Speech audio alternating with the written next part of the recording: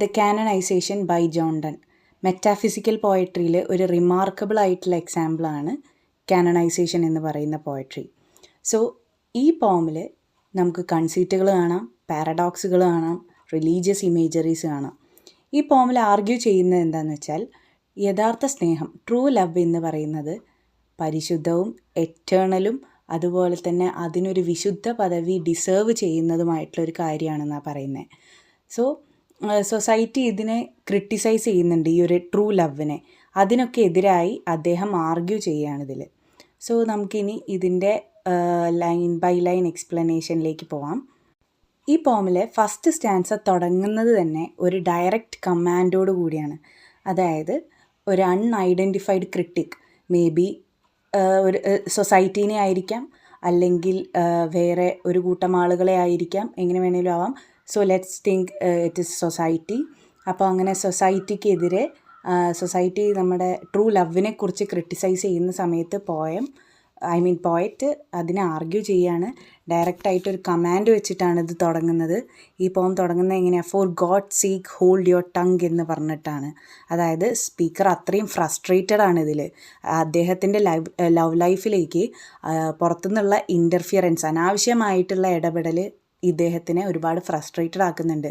അതുകൊണ്ട് ദൈവത്തെ വിചാരിച്ച് നിങ്ങൾ നിങ്ങളുടെ നാക്കൊന്ന് അടക്കുക എന്നുള്ള രീതിയിലാണ് അദ്ദേഹം ഫസ്റ്റ് തന്നെ സംസാരിക്കുന്നത്. അടുത്ത ലൈനിൽ അദ്ദേഹം പറയുന്നുണ്ട്, എൻ്റെ ലവിനെക്കുറിച്ച് അല്ലെങ്കിൽ ലവിനെക്കുറിച്ച് നിങ്ങളിങ്ങനെ ആലോചിച്ച് സങ്കടപ്പെടുന്നതിന് പകരം നിങ്ങൾ വേൾഡ്ലി ഇഷ്യൂസിലേക്ക് ഫോക്കസ് ചെയ്യുക.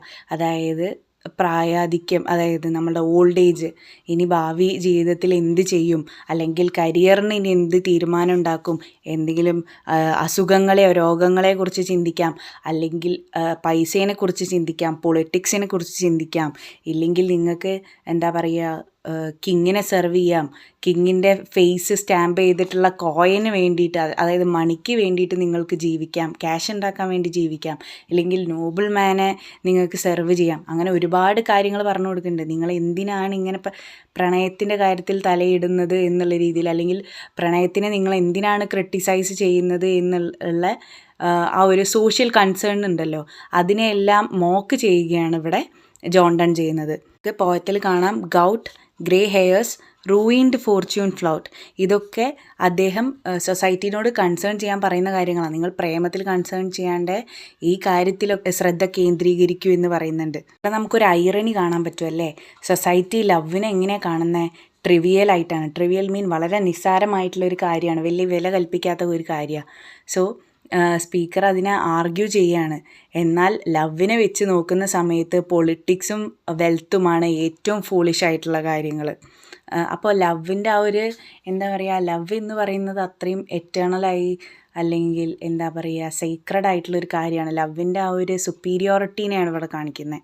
ഇതിനെ നമുക്ക് വേറൊരു രീതിയിലും കൂടെ കാണാം. അതായത് ഇത് മെറ്റീരിയലിസത്തിന് നേരെയുള്ളൊരു മോക്കിങ് പോലെ കാണാം. അതായത് ആളുകൾ സ്നേഹബന്ധത്തെ അല്ലെങ്കിൽ യഥാർത്ഥ സ്നേഹത്തെയൊക്കെ വളരെ നിസാരമായിട്ട് കണ്ടുകൊണ്ട് എല്ലാവരും മെറ്റീരിയലിൻ്റെ പിന്നാലെയാണ്. അതായത് വെൽത്ത്, അംബീഷൻ, ഇതൊക്കെ കാരണം ഈ ക്രിട്ടിസൈസ് ചെയ്യുന്ന ആളുണ്ടല്ലോ, അതായത് സൊസൈറ്റി കൂടുതലും വെൽത്തിനും അംബീഷനുമാണ് പ്രാധാന്യം നൽകുന്നത്. ലവിന് വലിയ വിലയൊന്നും കൊടുക്കുന്നില്ല. സോ അതിനെയും ഇവിടെ മോക്ക് ചെയ്യുന്നത് കാണാം. രണ്ടാമത്തെ സ്റ്റാൻസയിൽ ലവ് ആരെയും ഹാം ചെയ്യുന്നില്ല എന്നുള്ളൊരു ഐഡിയ ആണ് പറയുന്നത്. ഇവിടെ ഈ രണ്ടാമത്തെ സ്റ്റാൻസയിൽ അധികവും റെട്ടറിക്കൽ ക്വസ്റ്റ്യൻസ് ആണ് വരുന്നത്. ലവ് ഹാംഫുൾ ആണ് എന്ന് പറയുന്ന ഐഡിയനെ സ്പീക്കർ ചാലഞ്ച് ചെയ്യുന്നത് കാണാം. അദ്ദേഹം സർക്കാസ്റ്റിക്കലി കുറേ ചോദ്യങ്ങൾ ഇവിടെ ചോദിക്കുന്നുണ്ട് അല്ലേ. എങ്ങനെയാണ് എൻ്റെ പ്രണയം അല്ലെങ്കിൽ എൻ്റെ നെടുവീർപ്പ് ഇത്രയും ഷിപ്പുകളെ മുക്കിക്കളഞ്ഞത്? അതായത് ഇവിടെ എക്സാജറേഷനാണ് കാണിക്കുന്നത്. അദ്ദേഹത്തിൻ്റെ നെടുവീർപ്പ് കാരണം എത്ര ഷിപ്സാണ് സിങ്ക് ചെയ്തിട്ടുള്ളത്. അതായത് നെടുവീർപ്പിനെ പവർഫുൾ വിൻഡിനോടാണ്, ഒരു വലിയ പവർഫുൾ വിൻഡ് അല്ലെങ്കിൽ സ്റ്റോം വരുമ്പോഴാണ് വലിയ വലിയ കപ്പലുകളൊക്കെ മുങ്ങിത്താഴുന്നത്. സോ അതാണ് ചോദിക്കുന്നത്, എൻ്റെ നെടുവീർപ്പ് അല്ലെങ്കിൽ എൻ്റെ പ്രണയത്തിൻ്റെ നെടുവീർപ്പ് കൊണ്ട് എത്ര കപ്പലുകളാണ് ഇവിടെ മുങ്ങിപ്പോയിട്ടുള്ളത്. അതുപോലെ തന്നെ എൻ്റെ ടിയേഴ്സ് കാരണം, എൻ്റെ ടിയേഴ്സ് ഒഴുകി ഇവിടെ എത്ര ദേശത്താണ് ഇവിടെ ഫ്ലഡ് വന്നത് എന്നുള്ളത്, ആ ഫ്ലഡ് കാരണം ആരൊക്കെയാണ് ഹാം ചെയ്തത് എന്നുള്ളതൊക്കെയാണ് അദ്ദേഹം ചോദിക്കുന്നത്. അതുപോലെ when did my calls A forward spring remove, അതായത് എൻ്റെ ഇമോഷൻസ് കാരണം എത്ര സീസൺസിനെ ഇവിടെ ഡിലേ ചെയ്തു പോയിട്ടുണ്ട്, അല്ലെങ്കിൽ എത്ര സീസൺസ് ഇവിടെ വരാതെ പോയിട്ടുണ്ട്, എത്ര കാലാവസ്ഥകൾ മാറിപ്പോയിട്ടുണ്ട് എന്നുള്ളതൊക്കെയാണ് ചോദിക്കുന്നത്. അദ്ദേഹത്തിൻ്റെ അടുത്ത ചോദ്യമാണ് എൻ്റെ ലവ് ഫീവർ, എൻ്റെ സിരകളിലുണ്ടായ ലവ് ഫീവർ എത്ര അഡീഷണൽ ആയിട്ടുള്ള എൻ്റെ ഈ ഒരു ലവ് ഫീവർ, ഈ ഒരു കണ്ടേജിയസ് ആയിട്ടുള്ള ഈ ഒരു ഡിസീസ് കാരണം എത്ര പേരാണ് മരണപ്പെട്ടിട്ടുള്ളത്, അല്ലെങ്കിൽ ഏതെങ്കിലും ഒരു മരണമെങ്കിലും ഉണ്ടായിട്ടുണ്ടോ, ആ ഒരു പ്ലേഗിൻ്റെ ഏതെങ്കിലും ഒരു വിക്ടിംസിനെ നിങ്ങൾക്ക് കാണിച്ചു തരാൻ കഴിയുമോ എന്നുള്ളതാണ് ഇവിടെ നമ്മളുടെ ജോണ്ടൻ ചോദിക്കുന്നത്. നമുക്ക് വാറും ലോയും തമ്മിൽ ഒരു കോൺട്രാസ്റ്റ് കാണിക്കുന്നുണ്ട്. അതായത് ശരിക്കും നമ്മളുടെ വാറും ലോയുമാണ് ഈ ലോകത്ത് ഇത്രയും ഹാം ക്രിയേറ്റ് ചെയ്യുന്നത്. യുദ്ധങ്ങളും നിയമങ്ങളും ക്രിയേറ്റ് ചെയ്യുന്ന ഹാമൊന്നും വേറെ ഒന്നും ക്രിയേറ്റ് ചെയ്യുന്നില്ല എന്നുള്ളതാണ് ജോണ്ടണിൻ്റെ അഭിപ്രായം. സോ സൊസൈറ്റി അതൊക്കെ സഹിക്കുന്നുണ്ട്, എന്നാൽ ഈ ലവിനെ, ഇത്രയും പ്യുവറായിട്ടുള്ള ഈ ഒരു ലവിനെ സഹിക്കാനായിട്ട് സൊസൈറ്റിക്ക് കഴിയുന്നില്ല. അപ്പോൾ ഇതിനെ സഹിക്കേണ്ടതിന് പകരം സൊസൈറ്റി എന്താ ചെയ്യുന്നത്, അതിന് വെറുതെ ക്രിട്ടിസൈസ് ചെയ്തുകൊണ്ടിരിക്കുക. എന്നാൽ ക്രിട്ടിസൈസ് ചെയ്യേണ്ട കാര്യങ്ങളെയോ ദേ ആർ ആക്സെപ്റ്റിങ് ഇറ്റ് വെരി, എന്താ പറയുക, നല്ല രീതിയിലാണ് ഈ വാറിനെയും ലോയിനെയൊക്കെ ശരിക്കും സൊസൈറ്റി ആക്സെപ്റ്റ് ചെയ്യുന്നത്. സോ അങ്ങനത്തെ ഒരു കോൺട്രാസ്റ്റ് നമുക്കിവിടെ കാണാം. ഇനി ഇതിൽ കാണാം ലവേഴ്സിനെ ക്യാൻഡിൽസുമായിട്ടാണ് കമ്പയർ ചെയ്യുന്നത്. അതായത് അവർ സ്വയം പ്രണയത്തിന് വേണ്ടി ഉരുകുകയാണെന്ന് പറയുന്നുണ്ട്. പിന്നെ അതിനുശേഷം call her one me another fly. Fly എന്ന് പറയുന്നത് എന്താ, വലിയ ഉപയോഗമൊന്നുമില്ലാത്ത ജീവികളാണ്. സോ ഇത്തരത്തിലുള്ള ജീവികളെ പോലും മീനിങ് ഫുൾ ആക്കുന്നത് എന്താണ്, അവരുടെ ഇടയിലുള്ള ലവാണ്. സോ അതും ഇവിടെ വളരെ നല്ല രീതിയിൽ ജോണ്ടൺ എന്ത് ചെയ്യുന്നുണ്ട്, എക്സ്പ്രസ് ചെയ്യുന്നുണ്ട്. ആ ലവിൻ്റെ ആ ഒരു ഭംഗിനെ, ആ ഒരു ബ്യൂട്ടീനെ ഇവിടെ എക്സ്പ്രസ് ചെയ്യുന്നുണ്ട്. പിന്നെ അദ്ദേഹം ഒരു റിലീജിയസ് ഇമേജറി ഇവിടെ യൂസ് ചെയ്യുന്ന കാണാം. We in us find the eagle and the dove. അതായത് ഈഗിൾ എന്ന് പറയുന്നത് എന്താ, സ്ട്രെങ്ത്തിൻ്റെ, പവറിൻ്റെ അല്ലെങ്കിൽ മസ്കുലൈനിറ്റീൻ്റെ ഒക്കെ ഒരു എക്സാമ്പിളാണ്. ഡവ് എന്ന് പറയുന്നത് സമാധാനത്തിൻ്റെ അല്ലെങ്കിൽ ആ ഒരു കാംനെസ്, ആ ഒരു ഫെമിനിനിറ്റി, അതൊക്കെ കാണിക്കുന്നതിൻ്റെ ഒരു എക്സാമ്പിളാണ് ഡവ്. സോ ഈ എന്താ പറയുക, ജോണ്ടൺ എന്താ ചെയ്യുന്നത്, അദ്ദേഹത്തെയും അദ്ദേഹത്തിൻ്റെ വൈഫിനെയും എങ്ങനെ കമ്പയർ ചെയ്യുന്നത്, അല്ലെങ്കിൽ ലവേഴ്സിനെ എങ്ങനെ കമ്പയർ ചെയ്യുന്നത്, ഈഗിൾ ആൻഡ് ഡവിനെ പോലെയാണ്. ഫിനിക്സിനെ കുറിച്ച് പറയുന്നുണ്ടല്ലേ, അതായത് ഒരു ഫിനിക്സിനെ പോലെ തങ്ങളുടെ ഇഷ്ടം മരിക്കുന്നുണ്ട്, അതുപോലെ തന്നെ ഉയർത്തെഴുന്നേറ്റ് വരുന്നുണ്ട്. സോ ഇതൊരു എറ്റേണൽ ഡിവോഷനെയാണ് സിംബലൈസ് ചെയ്യുന്നത്. ഇനി അടുത്ത സ്റ്റാൻസയിലെ ഒരു ഐഡിയ പറയുന്നത് എന്താണെന്ന് വെച്ചാൽ ലവിൻ്റെ ഇമ്മോർട്ടാലിറ്റിയെ കുറിച്ചാണ്. അതായത് പോയട്രിയിലൂടെയാണ് ലവ് ഇമ്മോർട്ടൽ ആവുന്നത്.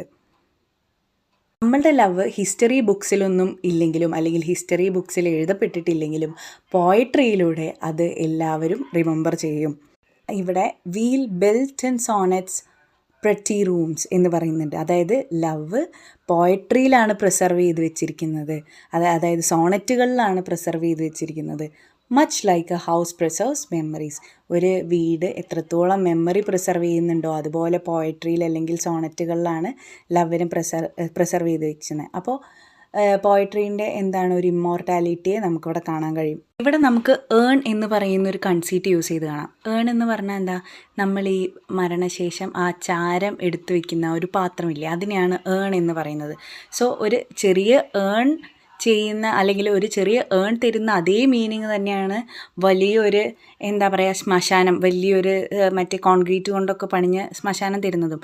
രണ്ടും എന്തിനെയാണ് സിഗ്നിഫൈ ചെയ്യുന്നത്, ഡെത്തിനെ തന്നെയാണ്. ആ ഒരു ഡെത്തിൻ്റെ മെമ്മറീനെ തന്നെയാണ് രണ്ടും സിഗ്നിഫൈ ചെയ്യുന്നത്. അതുപോലെ തന്നെ പോയട്രി എന്താ ചെയ്യുന്നത്, പോയട്രി ലവിനെ ഇമ്മോർട്ടലൈസ് ചെയ്യുന്നു. സോ അതിനു വേണ്ടി നമ്മളെന്താ പറയുക, ചില കാര്യങ്ങൾ ഓർക്കാൻ വേണ്ടി ഗ്രാൻഡ് മോണമെൻറ്റ്സ് ഒക്കെ പണിയില്ലേ, അപ്പോൾ അതേപോലെ തന്നെ ഒരു ഗ്രാൻഡ് മോണമെൻറ്റ് പണിയുന്ന അതേപോലെ തന്നെയാണ്, അതേ ഒരു എഫക്റ്റ് തന്നെയാണ് പോയട്രിയിലൂടെ ലവിന് കിട്ടുന്ന ആ ഒരു ഇമ്മോർട്ടലൈസിങ്, ലവിന് കിട്ടുന്ന ആ ഒരു എന്താ പറയുക, ലവിനെ അത്രയും അനശ്വരമാക്കുന്നുണ്ട് എന്നാണ് പറയുന്നത്. ലാസ്റ്റ് സ്റ്റാൻസയിൽ എന്താ, ദ ലവേഴ്സ് കാനനൈസേഷൻ, അതായത് ലവേഴ്സിന് കൊടുക്കുന്ന വിശുദ്ധ പദവി. അതാണ് ഈ കവിതയിൽ. നമ്മൾ വിശുദ്ധ പദവി എന്ന് കേൾക്കുമ്പോൾ പൊതുവേ ഒരുപാട് സൽക്കർമ്മങ്ങളൊക്കെ ചെയ്ത് ഈ പുരോഹിതന്മാരായിട്ടുള്ള ആളുകൾക്കായിരിക്കുമല്ലേ വിശുദ്ധ പദവി കൊടുക്കുക. ഇവിടെ ലവേഴ്സിനാണ് വിശുദ്ധ പദവി കൊടുക്കുന്നത്. സോ അതാണ് ഈ ലാസ്റ്റത്തെ സ്റ്റാൻസയിൽ പറയുന്നത്, ലവ് ആസ് ഡിവൈൻ. അതായത് ഈ ലവേഴ്സ് എന്ത് ചെയ്യാണ്, സെയിൻസായി മാറുകയാണ്, വിശുദ്ധരായി മാറുകയാണ്. അപ്പോൾ ആളുകൾ എന്ത് ചെയ്യും, ഈ ലവേഴ്സിൻ്റെ അടുത്താണ് പ്രാർത്ഥിക്കുന്നത്. അവർക്ക് നല്ല ലവിൽ, നല്ല ലൈഫിലൊക്കെ നല്ല ഗൈഡൻസ് കിട്ടാൻ വേണ്ടി പ്രാർത്ഥിക്കുകയാണ്. അപ്പോൾ ലവിനൊരു ഡിവൈൻ പവർ അല്ലെങ്കിൽ ഡിവൈൻ ആയിട്ടാണ് ലവിനെ കാണുന്നത്. ഐസിൻ്റെ ഒരു കൺസീറ്റ് അവിടെ യൂസ് ചെയ്യുന്നുണ്ട്, അതായത് കണ്ണുകൾ. ഈ ലവേഴ്സ് എന്ത് ചെയ്യുക, പരസ്പരം രണ്ടുപേരെയും കണ്ണുകളിലൂടെ ഈ ലോകത്തെ മൊത്തമായിട്ട് കാണുന്നു. ഇത് ലവിൻ്റെ ഒരു മൈക്രോ കോശത്തെയാണ് കാണിക്കുന്നത്. മൈക്രോ കോസം എന്ന് പറഞ്ഞാൽ എന്താ, സൂക്ഷ്മ രൂപം എന്നാണ് അർത്ഥം. അപ്പോൾ ലവിൻ്റെ അത്രയും എന്താ പറയുക, ആ ഒരു സൂക്ഷ്മ രൂപത്തെയാണ് ഈ ഇതിൽ കാണിക്കുന്നത്. അതായത് ലവേഴ്സ് പരസ്പരം അവരുടെ കണ്ണിലൂടെയാണ് മൊത്തം ലോകത്തെ കാണുന്നത്. സോ അതൊരു മെറ്റാഫിസിക്കൽ കൺസീറ്റാണ്, ഓർത്ത് വയ്ക്കുക. പിന്നെ ഫൈനൽ കാനനൈസേഷൻ പറയുന്നുണ്ട്, അതായത് their love is officially sacred. ഇപ്പോൾ കാനനൈസേഷൻ കഴിഞ്ഞു, ലവ് ഇപ്പോൾ എന്തായി, ഒഫീഷ്യലി സാക്രഡായി, അതായത് പരിശുദ്ധമായി. ഇനി ഫ്യൂച്ചർ ജനറേഷൻസ് എന്ത് ചെയ്യും, ഇതിനെ അഡ്മയർ ചെയ്യും. ഇപ്പോൾ ലാസ്റ്റായിട്ട് ഒന്നും കൂടെ പറയാം, എന്തൊക്കെ മെറ്റാഫിസിക്കൽ കൺസീറ്റ്സ് ആണ് ഇവിടെ യൂസ് ചെയ്തത്. കാൻഡിൽസ് യൂസ് ചെയ്തിട്ടുണ്ട്, ഫ്ലൈസ് യൂസ് ചെയ്തിട്ടുണ്ട്, ഫിനിക്സിനായിട്ട് യൂസ് ചെയ്തിട്ടുണ്ട്, പിന്നെ ഏൺസ് യൂസ് ചെയ്തിട്ടുണ്ട്. ഇതൊക്കെ ഇവിടെ യൂസ് ചെയ്ത, ഐസ് യൂസ് ചെയ്തിട്ടുണ്ട് മെറ്റാഫിസിക്കൽ കൺസീറ്റായിട്ട്. ഇതൊക്കെ ഇവിടെ യൂസ് ചെയ്തിട്ടുണ്ട്. പിന്നെ അതായത് ലവിനെ ഡിവൈൻ ആക്കുകയാണ്, റിലീജിയസ് ഓവർടോൺസ് കൊടുക്കുന്നുണ്ട് അല്ലേ. ലവേഴ്സിനെയാണ് കാനനൈസ് ചെയ്യുന്നത്. സോ അതിവിടെ ഒരു ഇമ്പോർട്ടൻ്റ് ആയിട്ടുള്ള പോയിൻ്റാണ്. പിന്നെ ഇവിടെ വേൾഡ്ലി കൺസേൺ, ഈ ലോകത്തിലെ സൊസൈറ്റിയിലെ ആൾക്കാരുടെയൊക്കെ കൺസേണുകളെ മോക്ക് ചെയ്യുന്നുണ്ട്. ലവിന് വലിയ പ്രാധാന്യം കൊടുക്കാതെ ലോകത്തെ ഹാം ചെയ്യുന്ന കാര്യങ്ങൾക്ക് പ്രാധാന്യം കൊടുക്കുന്ന ആളുകളെ മോക്ക് ചെയ്യുന്നുണ്ട്. പിന്നെ ലവ് എന്താണ്, ലവിന് ഇമ്മോർട്ടാലിറ്റി, ലവിനൊരിക്കലും മരണമില്ല. പോയട്രിയിലൂടെ അത് ജീവിക്കും എന്നുള്ള ഒരു ഐഡിയയും കൂടെ ഇതിൽ പറയുന്നുണ്ട്. ഇത്രയും കാര്യങ്ങളാണ് നമുക്ക് കാനനൈസേഷനിൽ പറയാനുള്ളത്. പിന്നെ ഈ ഒരു പോയത്തിൻ്റെ ഫോം വേണമെങ്കിൽ നമുക്ക് നോക്കാം. അതായത് first, third, fourth, seventh lines ഇതെല്ലാം പെൻറ്റാമീറ്ററിലാണ് എഴുതപ്പെട്ടിട്ടുള്ളത്. അതുപോലെ സെക്കൻഡ്, ഫിഫ്ത്ത്, സിക്സ്ത്ത്, എയ്ത്ത്, 2, 5, 6, 8 ഈ വരികളൊക്കെ ടെട്രാമീറ്ററിലാണ് എഴുതിയിട്ടുള്ളത്. അതുപോലെ 9th ലൈൻ ട്രൈമീറ്ററിലാണ് എഴുതപ്പെട്ടിട്ടുള്ളത്. അപ്പോൾ ഇത്രയാണ് ദ കാനനൈസേഷൻ എന്ന് പറയുന്ന പോമിൽ പറയാനുള്ളത്. നിങ്ങൾക്ക് എല്ലാവർക്കും മനസ്സിലായി എന്ന് വിശ്വസിക്കുന്നു. എന്തെങ്കിലും ഡൗട്ട് ഉണ്ടെങ്കിൽ കമൻറ്റ് സെക്ഷനിൽ ചോദിക്കാവുന്നതാണ്.